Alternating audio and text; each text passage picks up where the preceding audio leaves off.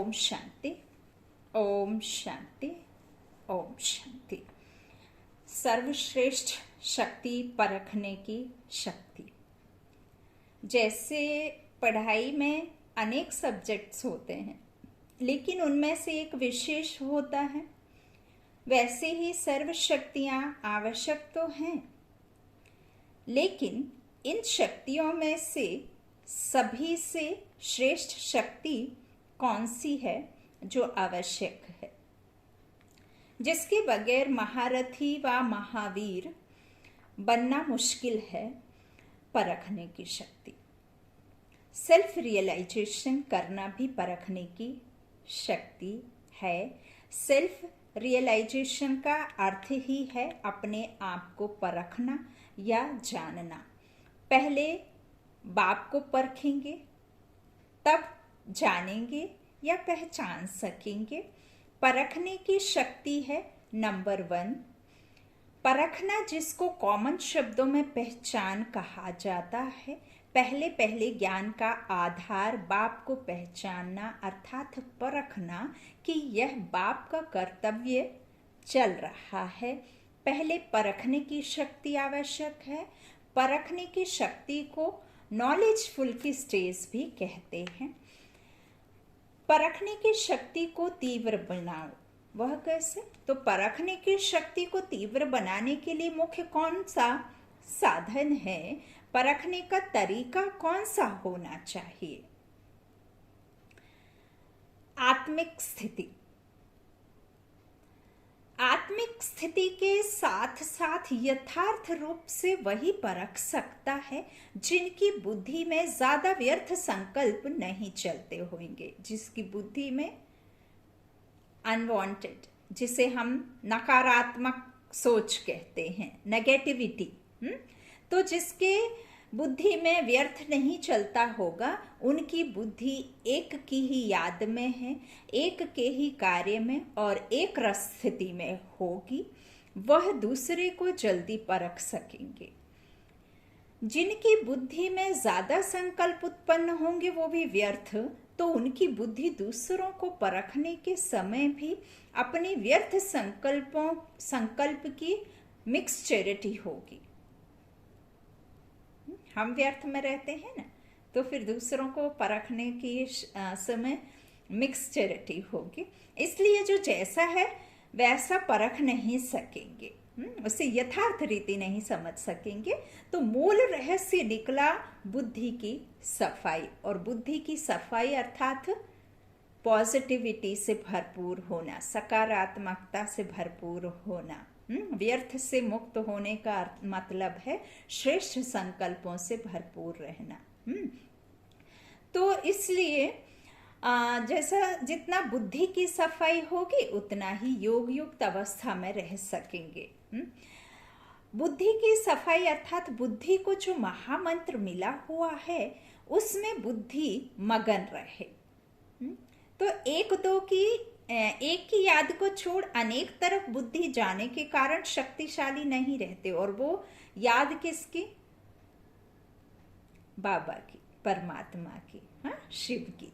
तो इस तरह से एक की याद को छोड़ जब अनेक तरफ बुद्धि जाती है ना, तो उसका ही कारण है कि हम शक्तिशाली नहीं रहते। वैसे भी जो बुद्धि बहुत कार्य तरफ लगी हुई होती है, तो अनुभव किया होगा बुद्धि में जो है वीकनेस, बुद्धि में वीकनेस, थकावट महसूस होती है ना, और जो भी है यथार्थ रूप से निर्णय नहीं कर सकेंगे। इसी रीति व्यर्थ संकल्प विकल्प जो चलते हैं, यह भी बुद्धि को थकावट में लाते हैं। थकी हुई कोई भी आत्मा ना परख सकेगी और ना निर्णय कर सकेगी।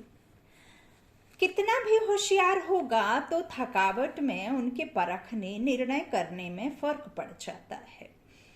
आप बुद्धि की सफाई से क्या क्या कर सकते हो, वह हाथ की सफाई से झट से बदल देते हैं, देरी नहीं लगती। इसीलिए कहते हैं जादूगर। तो आप में भी बदलने का जादू आ जाएगा जब आप व्यर्थ से मुक्त रहेंगे। जादू चलाने के लिए जितना समय जिसको मंत्र याद रहता है उतना उसका जादू सफल होता है। आपको भी अगर महामंत्र याद होगा तो जादू के समान कार्य करेगा। सफलता का आधार है परखने की शक्ति। अब समय ही ऐसा आ रहा है जो कि परखने की शक्ति की आपको अति आवश्यकता है। सर्विस में सफलता पाने का मुख्य साधन ही यह है। जैसे जैसे परखने की शक्ति तीव्र हो जाएगी वैसे वैसे ही सफलता भी मिलती जाएगी। परख पूरी ना होने के कारण जो उनको चाहिए, जिस रूप से उनकी तकदीर जग सकती है, वो रूप उनको नहीं मिलता है। इसलिए ही सर्विस की सफलता कम मिलती है।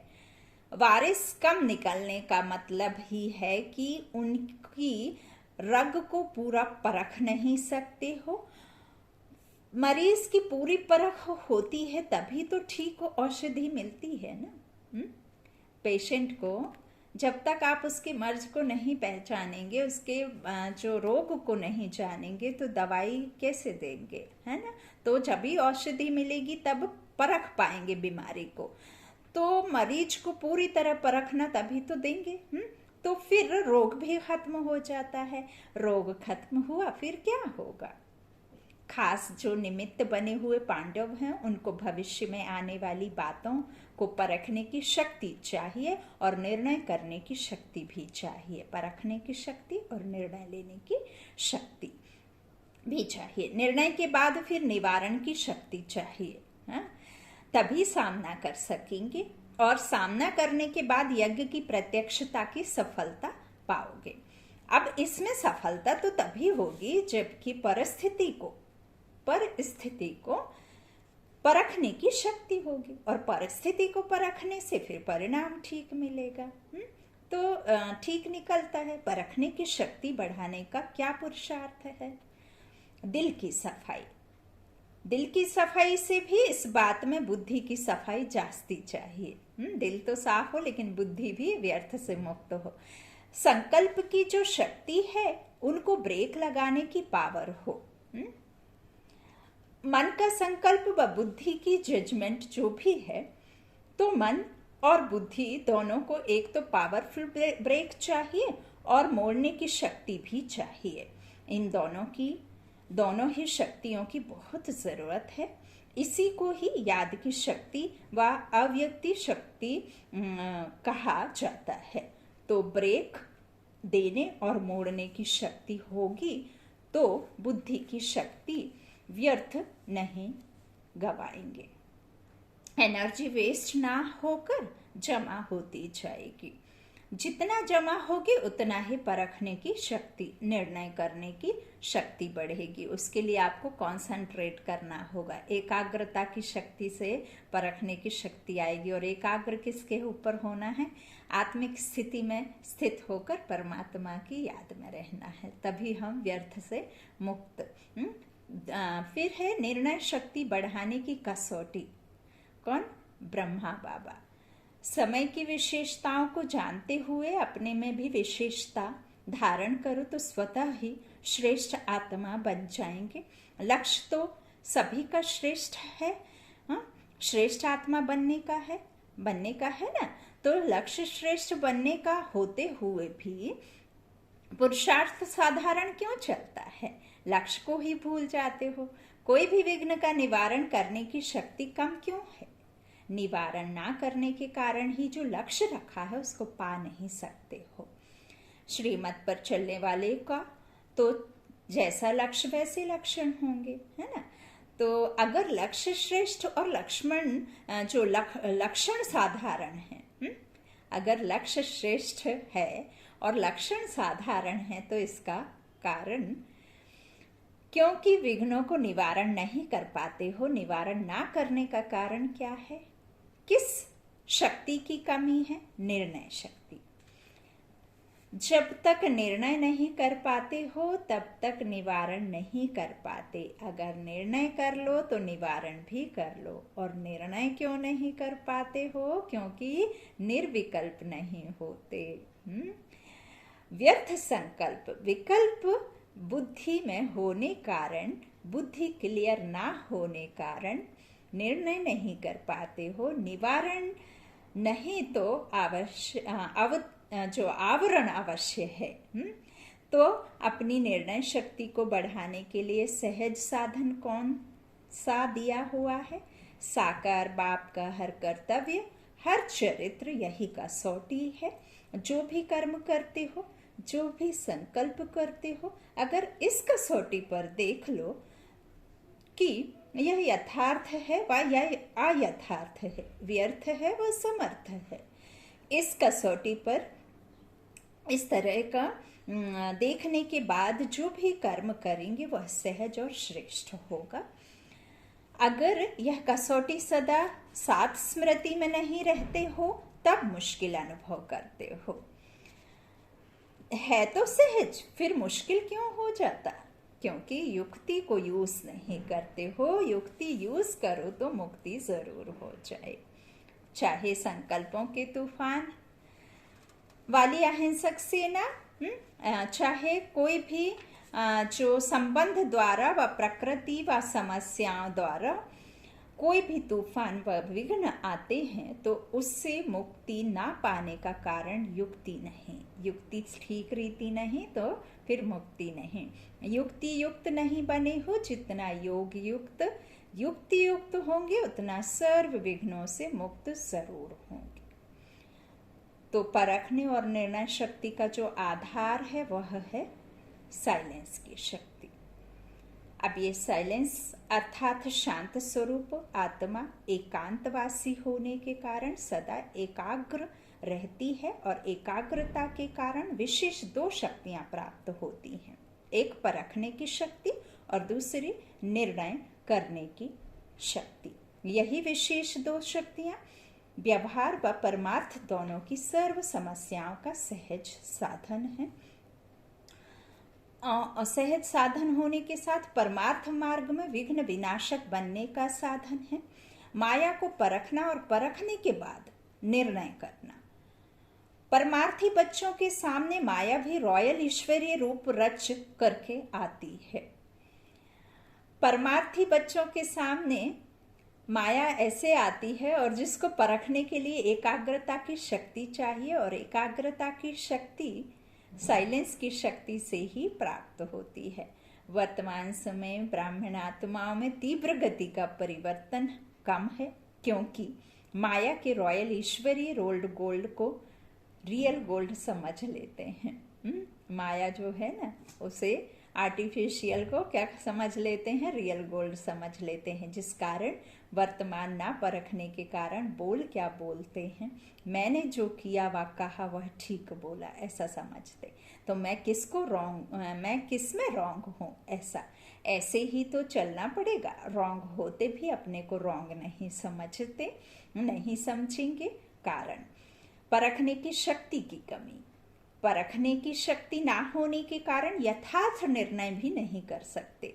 इसलिए परिवर्तन की तीव्र गति चाहिए। समय तीव्र गति से आगे बढ़ रहा है, लेकिन समय प्रमाण परिवर्तन होना और स्व के श्रेष्ठ संकल्प से परिवर्तन होना। स्व परिवर्तन, विश्व परिवर्तन, सर्व परिवर्तन। तो जब स्व के श्रेष्ठ संकल्प से फिर परिवर्तन होना, इसमें प्राप्ति की अनुभूति में रात दिन का अंतर है। जैसे एक होते हैं मालिक, दूसरे होते हैं थोड़े से शेयर लेने वाले। शेयर्स लेते हैं, शेयर्स लेने वाले। इसका कारण क्या हुआ? साइलेंस की शक्ति की अनुभूति नहीं है, जिसके द्वारा परखने और निर्णय करने की शक्ति प्राप्त होने के कारण परिवर्तन तीव्र गति से होता है। ब्रेक देने और मोड़ने की शक्ति होगी तो बुद्धि की शक्ति व्यर्थ नहीं गवाएंगे, एनर्जी वेस्ट ना होकर जमा होती जाएगी। जितनी जमा होगी उतना ही परखने की, निर्णय करने की शक्ति बढ़ेगी। यह भी अभ्यास भट्टी में करना चाहिए। तो अपने मन और बुद्धि को कहाँ तक ब्रेक लगा सकते हो और मोड़ सकते हो, अपने को चेक करना है। साइलेंस की शक्ति महानता की शक्ति है।